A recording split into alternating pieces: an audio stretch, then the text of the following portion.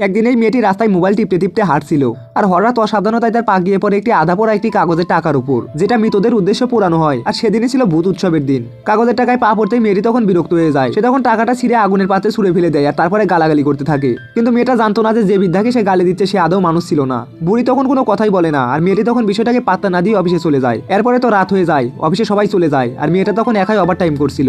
আর হঠাৎ তার টেবিলের ফোনটা বেজে ওঠে আর ফোনের নিচতলার সিকিউরিটি তাকে বলে যে আজকে ভূত উৎসব, এত রাতে অফিসে একা থাকবেন না, তাড়াতাড়ি বাড়ি চলে যান। কিন্তু মেয়েটা এসব বিশ্বাস করতো না। সে তখন রেগে গিয়ে ফোনটা কেটে দেয়।